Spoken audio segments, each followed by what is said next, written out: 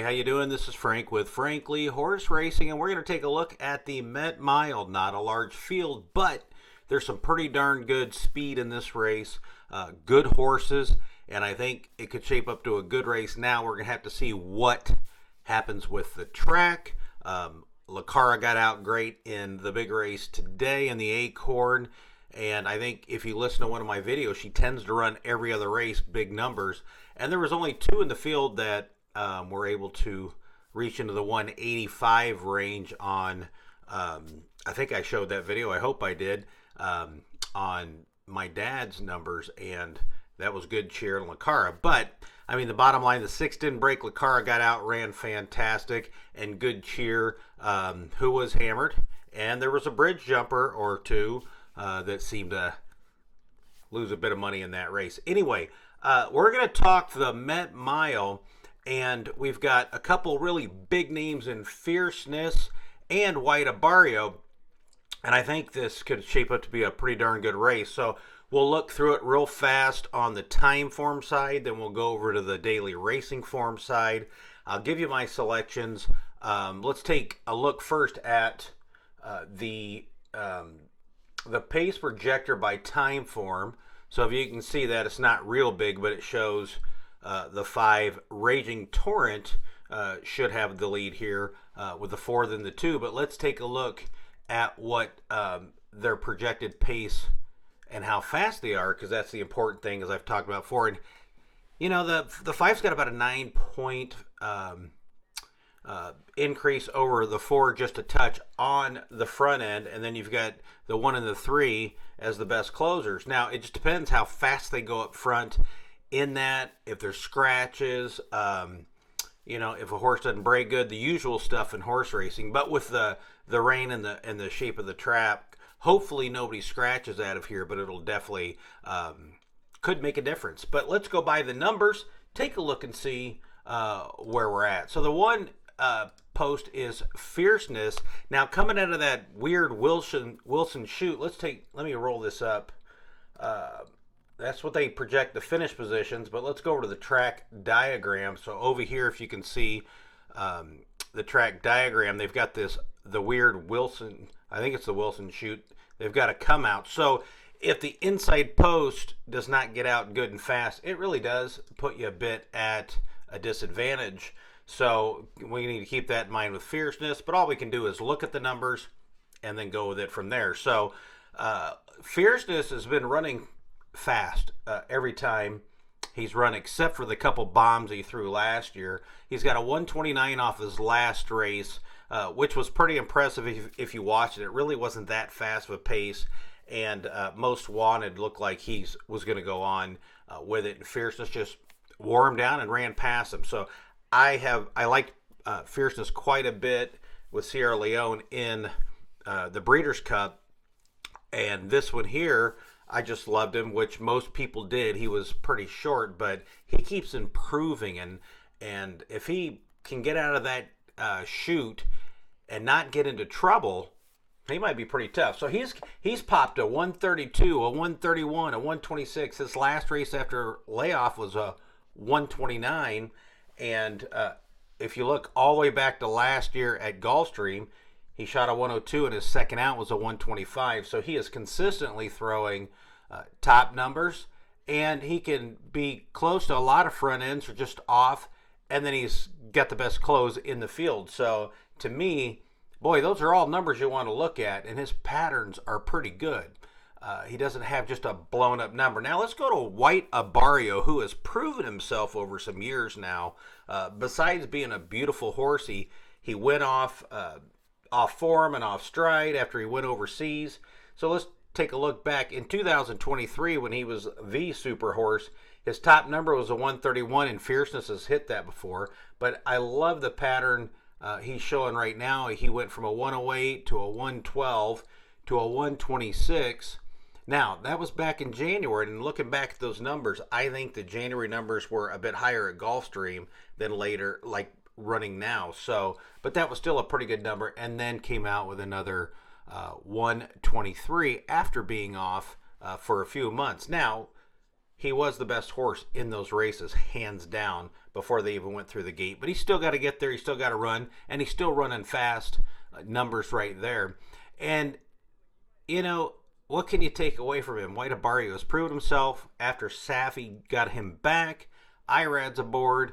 He's just running well. So his top number, though, he's topped out at 126, 129 for Fierceness last time. Now let's go to Castle Chaos, who is going to be a closer. He can't compete anywhere near the front end. And his top numbers we can see is a 121 at Aqueduct. I've said this before on my videos. A lot of the Aqueduct numbers, when I compare them to, let's say, a Churchill or something, they tend to be a little overinflated. So I pull them down a little bit, and it seems to me, now that's just my opinion, now I'm falling about even. But it's consistent with my dad's algorithm, the BizSpeed rating, this and others that I've seen. So, you know, he topped out at a 121, which is pretty good at Aqueduct. But if I'm not comparing Aqueduct to Aqueduct numbers, you know, then I'm going to drop that a little. But he did run a solid 115 last time. He's taken a big class jump. It would be a surprise by the numbers to me and by the handicap. But he does have Pratt. I mean, you put Pratt on the back, man, he's got a chance. All right, number 4, Just a Touch. And wow, this year he's really kind of turned into what they thought he would be last year. And even last year, he threw that really nice big number, a 123 at Keeneland, so you knew he had talent. He shot out of the gate with a 111, and then they threw him, you know, into the big dogs pretty quickly there. Made a good account of himself in the Bluegrass. He took some time off since last July, came back at the fairgrounds in March, and you can see right there, he put him on him with a 122, which is a darn good number, and then a 128. So that pattern, he's padded him and improved. So to me, being a 4-year-old, he's got room to take another step forward. My only downside that, you know, all I can do is guess on it is what is Lasix going to do to him, because he's clearly run faster this year with Lasix, but he's also a 4-year-old. So, you know, I can either worry about Lasix or just handicap him as is. So I'm just going to take the Lasix out of my head and say, okay, I think he can at least, he's either going to stay, he could take a little step backwards, but I think he's still going to be in that mid 120 range there, which puts him competitive, at least with White Abarrio. And then our last one is Raging Torrent. Raging Torrent is another 4-year-old that's put in a lot of races, actually. He will be the speed of the speed. He's got a pretty decent lead on the front end, about 9 to 10 points if he gets out. Now, if the track's off and he gets out and they don't press him, then maybe he gets brave and he gets tough out there. He's turned some decent numbers. He put a 126 on in the Malibu last year, but that was 7 furlongs, a little bit longer here. And Santa Anita's another one that on occasions I get a little overinflated numbers. This year they seem to be pairing up pretty competitively versus the Easter numbers or the Churchill Down numbers. So that has really helped me quite a bit. I like that he's going to be outside. He's got Frankie on him, love the name, and he should be able to clear and cross pretty easily, I would think, out of that Wilson chute. So by the numbers, time form wise, it looks like to me that no surprise here, Fierceness has by far the best numbers. He is again coming down. He's going to a mile now. He's running classic distances, and then he came down to a mile 16th, handled that well. So if he gets a good setup and doesn't get in trouble out of that one hole, by the numbers, I think Fierceness rolls in this race, whether it's an off track or not. White Abarrio is going to give a great account of himself, and the 4, Just a Touch, and the 5, Raging Torrent. So honestly, if I did a dead straight superfecta, I would throw the 1 over the 2, and then probably 5, 4. Could interchange that or just go 1, 2, 4, 5. And just hammer it straight that way. But I don't know. You're going to have to find value in that. Now let's look at the numbers in the daily racing form or the buyer speed figures. So Fierceness, and if you haven't seen my videos before, I highlight, as you can see, the 111 over here. I highlight the top numbers in green, and then I usually have about a 3-point spread in there. So it'd be like the 9, 10, 11 would be green. So that's my top tier, then yellow, then orange. So I can see right here that Fierceness has two greens, and if I do a quick scan, there's nobody else with two greens. And the only other one with a green or a high buyer speed figure is White Abarrio, which is no surprise. And a couple years ago, his buyer numbers were just smashing too, right? So Fierceness looks fantastic there. He's padded his numbers, and in other words, he's continually putting up good numbers. If we look to the right, that's my dad's algorithms. He is the only one that has hit the 205 range or into the 200s, which is pretty fast. Raging Torrent did, but that was that 7 furlong race in that month where I think the numbers were kind of high. He is fast. He can run. Just all things being equal, Fierceness is faster. White Abarrio is the second one, buyers wise. He's got a 109, then he drops. He doesn't even have a yellow like Fierceness does here. And he's a 6-year-old, so he can improve again this year. I just don't know how much, but I still think he's a good enough horse to beat all the rest in this field, unless somebody gets on the front end like Raging Torrent and is able to walk around the track, or it's sloppy, or Fierceness gets stuck on that inside. It's just not good. Being in there in that chute. So, if things happen different, then they do. Castle Chaos, he's just not competitive on any of the numbers. Just a touch is getting good numbers, but not good enough to beat the 1 and the 2. And Raging Torrent, he's thrown a decent number, 191 on my dad's, and then a 176, so it's low. And then he shot that 200. He's a fast horse.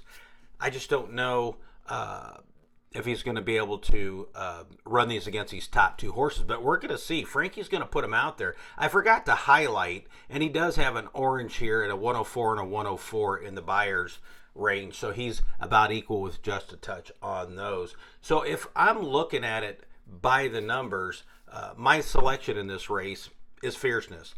Whether I'm looking at the time form numbers, buyer numbers, or even our family's algorithms, he's just the fastest horse out there in this race. So, but hey, it's a race. So if you like someone, you got to stay with them. Like there was a race today. Who the heck? There was a big favorite. I think it was Raging Sea was the favorite, and I love the one horse, Darth Vader. I just couldn't get him out of my head, and he looked improving, and I'm glad I stuck with it, or I would have been mad at myself because it paid pretty well. The last thing on Fierceness, too, I love Saratoga and Horse for Course there, and he's 3 for 3. He's run well at Saratoga, so if he gets a fair shake out of there by the numbers, it's Fierceness over White Abarrio to me. And then the 4 or 5 could disrupt White Abarrio or not, but I'm keying the 1, and I'm not even going to flip it over. So that's the way I see it. That's the way I look at it. I think there was one other race maybe I was going to throw on there for a quick bonus. There's so many races. There's some turf races I like, but it's pretty sloppy right now in those turf races. I don't know what they're going to do there. The Woody Stevens. Let's see. There's a lot of I wrote down there's a lot of speed in this race, and as you can see, there's quite a few horses. So if you're looking at the Woody Stevens, very wide open race. There's a lot of horses that have a chance in here. You've got a 120 on the front all the way down to a 111. So you've got 1, 2, 3, 4, 5 horses that are going to be gunning for the lead. I think scratches are going to play a big part in this. Who gets scratched?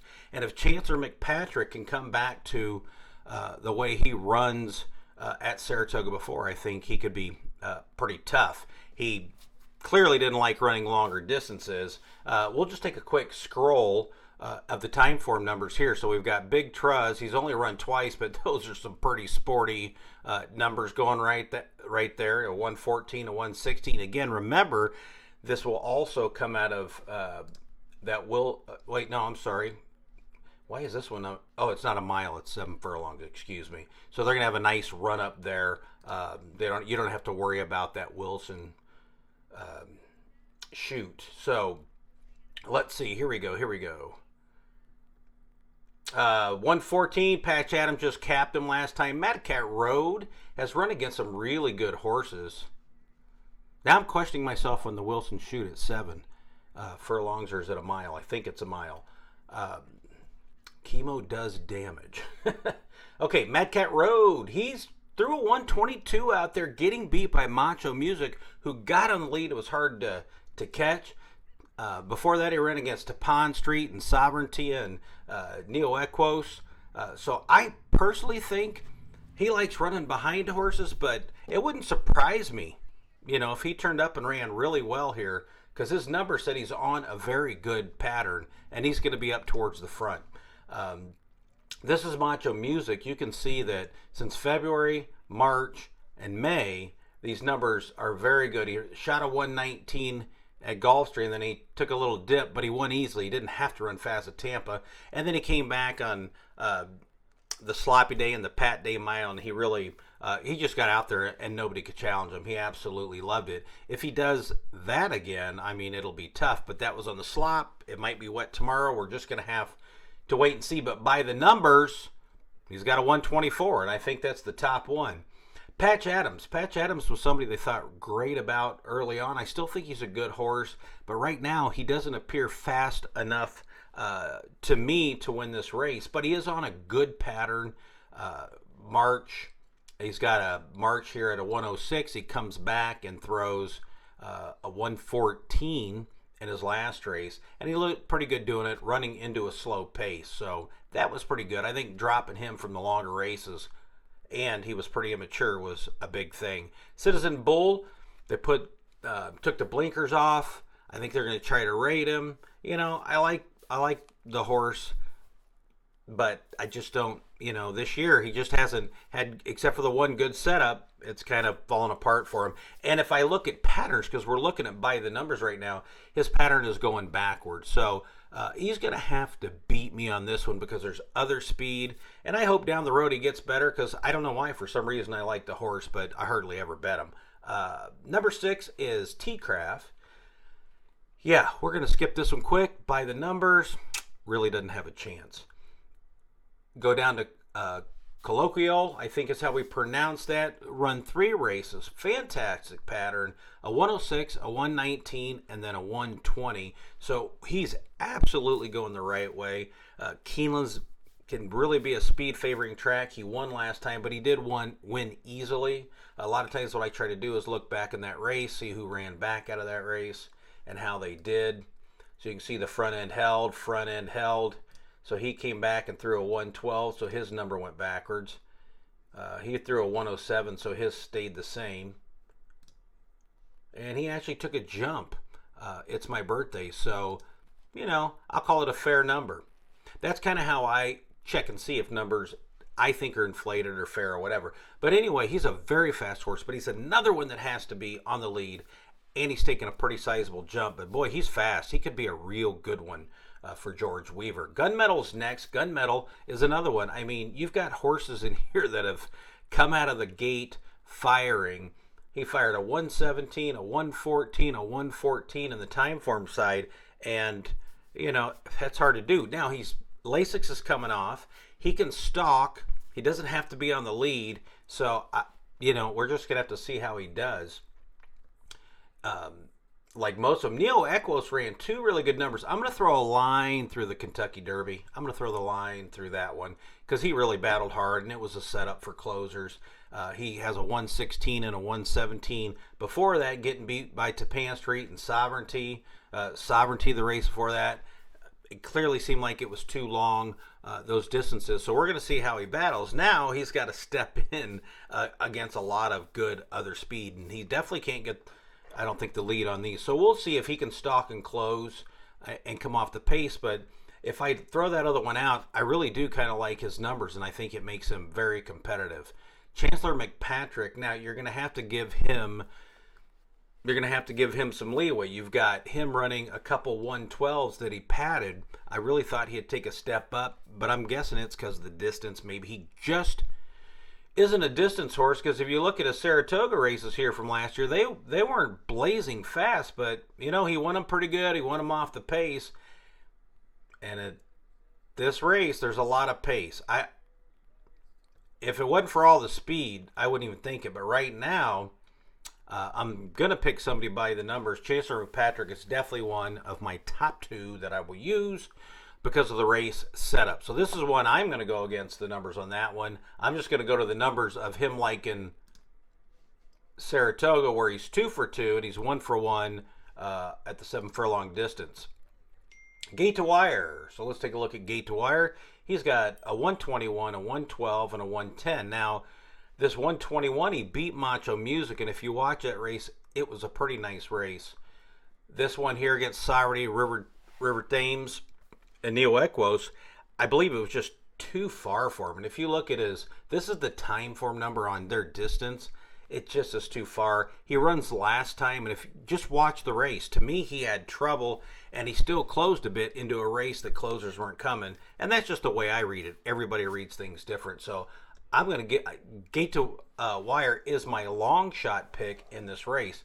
I'm going to go with Chancellor McPatrick on top, or the key first or second in exactas. I'm going to use gate to wire, who I think is a long shot in this race. And then Kalilaquil, however you pronounce that, has a great chance of hitting the board here. I think the step up in class is going to tell us a little bit. I don't like him on the win in, but I like his front end speed, and his numbers say you have to use him. And was there one other up here that had patch now?